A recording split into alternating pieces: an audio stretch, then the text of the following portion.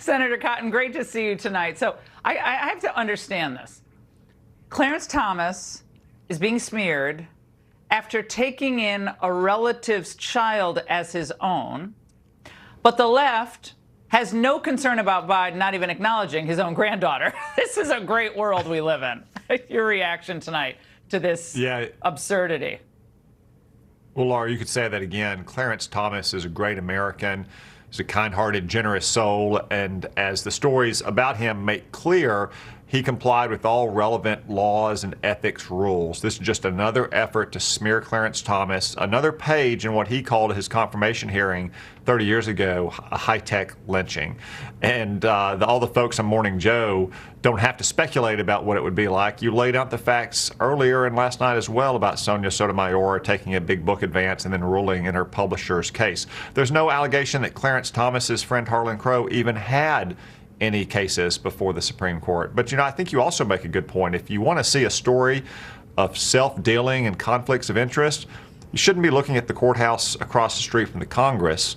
You should be looking at the courthouse in Batesville, Arkansas, where the president's son, Joe Biden, is in court pleading poverty so he doesn't have to support his own daughter, who he's never even met, who Joe Biden doesn't even acknowledge as his granddaughter, at the very time that Joe Biden's donors and patrons are paying $500,000 each for Hunter Biden's finger paintings. Or he has Abby Lowell and an army of lawyers in the Batesville courthouse. Abby Lowell's hourly rate is more than most Arkansans' monthly mortgage. Yet Joe Biden, or Hunter Biden, is in the courthouse pleading poverty so he doesn't have to support the child that Joe Biden won't even recognize. Yeah, pleading poverty. Did he give all his money to the big guy that he got from those overseas business deals? I mean, it's not clear where that money went.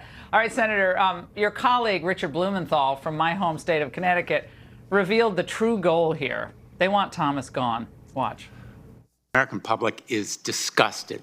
A lot of the American public are increasingly seeing the justices as politicians in robes after the revelations about Justice Thomas, as corrupt politicians in robes. They want an investigation. They want the truth. That almost makes me want to move back to Connecticut and run against him next time, Senator. I mean, this man is a total menace. They want Clarence Thomas gone. They wanted him gone since 1991. They've never wanted him on the court. They believe the Supreme Court belongs to the left. It's one of the few center-right institutions in America today, and they have a campaign to delegitimize it. It's not just Clarence Thomas. Almost every conservative justice has had a left-wing smear published about them in the last month in the left-wing media. I mean, Brett Kavanaugh is being criticized for going to a Christmas party. This is just a replay of what you saw last year, Laura. Remember, after the Dobbs opinion leaked, you had Democratic street militias violating the law outside the homes of conservative justices. That all culminated with a Democratic hitman traveling from California to try to assassinate Justice Kavanaugh.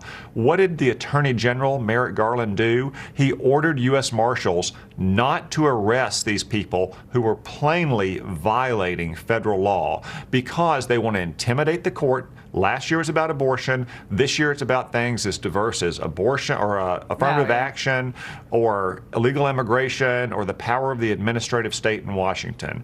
And I'm confident that the justices on the Supreme Court will not be intimidated. They will rule based on the law and the Constitution.